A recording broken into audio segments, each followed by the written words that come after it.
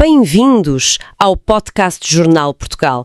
Hoje vamos mergulhar num texto bastante provocador da autoria de Evaristo F. Ciambarella. A nossa missão é tentar desconstruir como é que o ensaio liga certas características culturais, muito específicas, com o fenómeno das bolhas de informação e como isso, no fundo, molda o debate público. Exatamente. O ponto de partida é um paradoxo curioso dos nossos tempos, não é? Vivemos numa era de hiperconectividade, mas na prática estamos cada vez mais isolados em bolhas que só reforçam aquilo em que já acreditamos. E o argumento central do texto é que, no Brasil, isto cruza-se com traços culturais muito particulares, o que cria um ambiente surpreendentemente tolerante a incoerências na política. Infelizmente, nós temos uma geração que tem muita informação, mas não tem formação. Não é formado academicamente, não. É formado em princípios. Lê, se consolida, vê o que funciona, o que deu certo, o que não deu certo. Ficam ambos dentro de bolhas. Aí tudo que uma bolha fala, a outra é contra. Tudo que a outra bolha fala, o outro é contra. Isso vai levar a gente aonde? Ok, vamos tentar desempacotar isto. O texto começa por falar então das bolhas informacionais. A questão não é existirem nichos, isso existe em todo o lado, mas qual é o problema na prática? Como é que isto afeta a política? O que é fascinante aqui é a consequência direta. O debate público empobrece. Brutalmente. A política torna-se muito mais emocional e menos objetiva. As narrativas, os símbolos, a identidade de grupo, tudo isso ganha muito mais peso do que os dados, os resultados ou a responsabilização das instituições. Certo. E o ensaio liga isto a uma característica cultural brasileira. A ênfase no perdão, mas um perdão sem responsabilização. É essa a ideia? É precisamente essa a ideia. A de que uma sociedade madura exige compaixão, claro, mas também precisa de memória e de rigor. E o que a análise sugere é que no chamado Brasil católico, a cobrança por coerência e verdade é muitas vezes substituída por apelos emocionais. E a tolerância, que é uma virtude, acaba por se converter em conivência. Exato. É aqui que a análise se torna mesmo interessante. O texto foca-se na forma como figuras políticas como Luiz Inácio Lula da Silva beneficiam deste ambiente cultural. E não é só uma questão de estratégia eleitoral, pois não? Não, vai muito para além disso. A análise defende que a popularidade de Lula é sustentada por um imaginário moral, que é moldado por esta tradição. Uma tradição que favorece narrativas de redenção. De redenção e de culpa coletiva. Exatamente.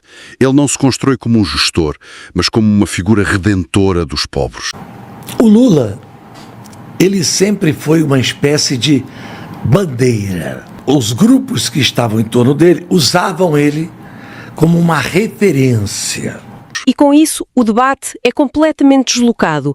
Deixa de ser sobre eficiência para ser sobre a moralização da riqueza, onde o sucesso material passa a ser visto quase como uma falha moral. Precisamente. E a biografia humilde funciona como, o texto lhe chama, uma indulgência permanente. Uma espécie de passe livre ético. Sim. A lógica implícita, segundo o texto, é muito poderosa e muito simples. Se ele sofreu, ele não pode ser mau. Isto transforma a pobreza de uma condição a ser superada numa virtude moral e, ao mesmo tempo, blinda a figura política contra críticas baseadas em responsabilidade e coerência. E alguns vendem uma aparência de homem simples sem ser um homem simples, por exemplo, o Lula, certo? Então, o Lula, rapaz, ele tem... Você não conhece o Lula como eu conheço, de viajar no avião com ele. Fala errado, às vezes, de propósito, para, sabe, fazer tipo... Sim. O texto aprofunda ainda mais esta dimensão psicológica. Fala da dor e do sofrimento como um capital simbólico. O que é que isto quer dizer exatamente? Quer dizer que o sofrimento é convertido numa identidade moral. É uma ideia poderosa. Quanto maior a dor que alguém declara, maior a autoridade moral que essa pessoa reivindica para julgar os outros. E as frustrações pessoais são projetadas para fora, é isso? São. Eduardo, eu morei num quarto e cozinha com 13 pessoas. Então, eu tenho consciência o que esse povo está passando.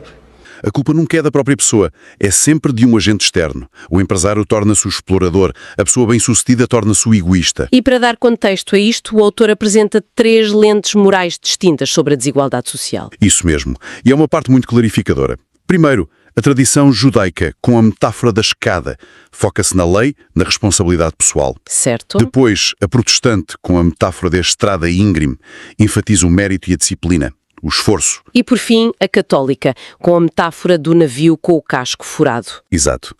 E nesta, a desigualdade é lida sob a chave da culpa coletiva, uma culpa difusa, onde a responsabilidade individual, dissolve-se. Essa metáfora do navio furado é brilhante.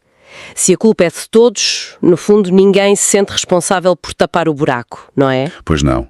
A energia gasta-se mais a discutir quem tem a culpa do que a resolver o problema. E o ensaio usa outra metáfora muito forte para ilustrar este processo todo, a metáfora do machado. É fortíssima, sim. As árvores veem o cabo de madeira do machado e dizem: ele também é um dos nossos. Ignoram completamente a lâmina de aço, que é a sua verdadeira intenção. E Lula, nesta analogia, é um machado simbólico. É.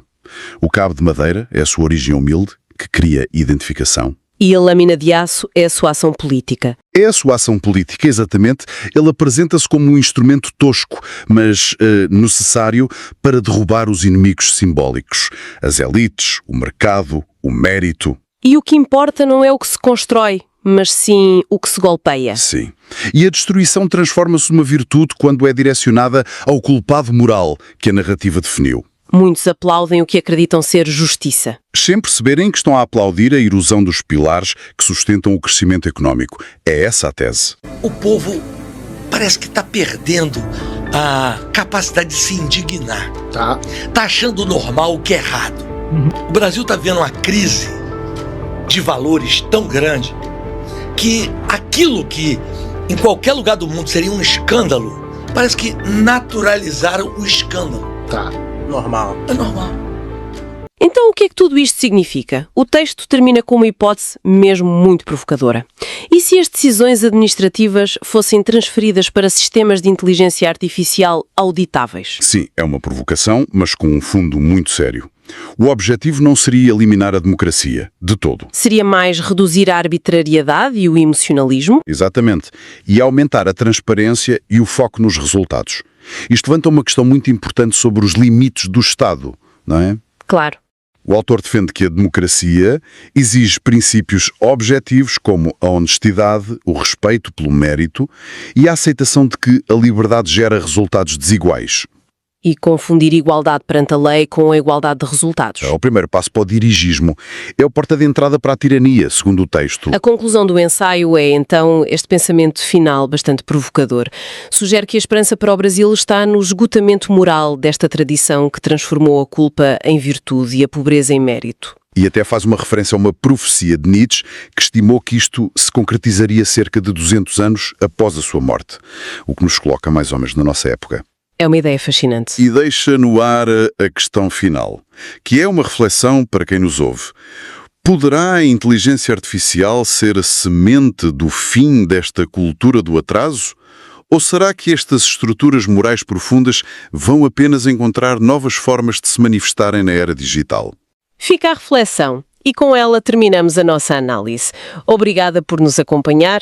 Este foi o podcast Jornal Portugal. E como é que volta? Como é que volta agora?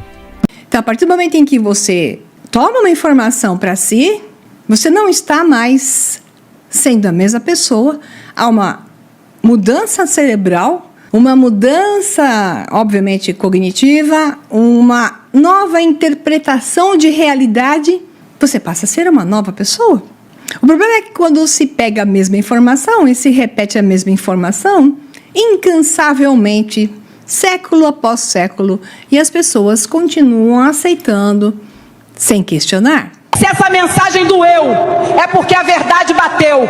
A religião política da Igreja Católica glorificou a fraqueza como virtude, não por compaixão, mas por estratégia. Ao exaltar os fracos que não têm coragem de se superar, ela os conquista. E, ao mesmo tempo, condena a força, o desejo de potência e a excelência, para que os fortes, tomados pela culpa, curvem a cabeça e se submetam. Para que rumo está indo a nossa sociedade? Os valores estão sendo invertidos, um olhar vira um estupro, uma piada um discurso de ódio, e a corrupção vira o padrão. A gente acostumou tanto com desvios de caráter que, quando estamos diante de uma virtude, ela vira digna de elogio. Como é que a gente chegou aqui? Em parte, eu te digo, vestindo os vícios com um manto da moralidade. Usam esse manto há tanto tempo que às vezes nem percebem o erro. O socialismo, em sua versão brasileira de inspiração católica, é herdeiro direto dessa psicologia do ressentimento. O que antes era depositado no altar da igreja agora é projetado no altar do Estado. O socialista não busca justiça, busca redenção. Não busca liberdade, busca tutela. E não apenas por altruísmo, mas também por um impulso psicológico profundo, o desejo de se vingar da realidade que o frustra, punindo quem se destaca e exigindo que o mundo se curve ao seu vitimismo. O mesmo tipo humano, que Nietzsche criticou com dureza, que teme a responsabilidade da liberdade e inveja os que a exercem com vigor, trocou a cruz pelo cartaz, o confessionário pelo comício, e a fé cega em dogmas religiosos pela fé cega em promessas estatais. Em ambos os casos, o que está em jogo não é a justiça ou o bem comum. É a tentativa de transformar ressentimento em doutrina, fracasso em moral e mediocridade em ideal político. Abra os olhos enquanto há tempo. Nem todos que olham realmente veem. É difícil, ou até inútil, tentar despertar a compreensão em quem não tem vontade e, ainda pior, tentar despertar a vontade em quem se recusa a compreender. Quem não ouve conselhos raramente enxerga o que está diante dos olhos. E nunca faltarão pessoas para incentivar a cegueira alheia. Muitos, para que possam ser, precisam que outros não sejam.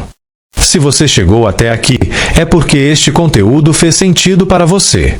Então, considere colaborar. Inscreva-se no canal, deixe seu like e compartilhe este vídeo com quem também valoriza o pensamento crítico e a curiosidade intelectual, contribuindo para ampliar o alcance de ideias que realmente importam. Expor questões ocultas no aparente é fundamental para provocar reflexões, inspirar mudanças positivas e fazer os brasileiros despertarem do sono dogmático socialista católico. Espalhe essa voz enquanto ainda dá tempo. Superar esses desafios e alcançar um futuro justo e próspero requer afastamento da influência da moral hipócrita da religião política do Vaticano e da sua filosofia social arcaica. Não deixe de ver outros vídeos deste canal.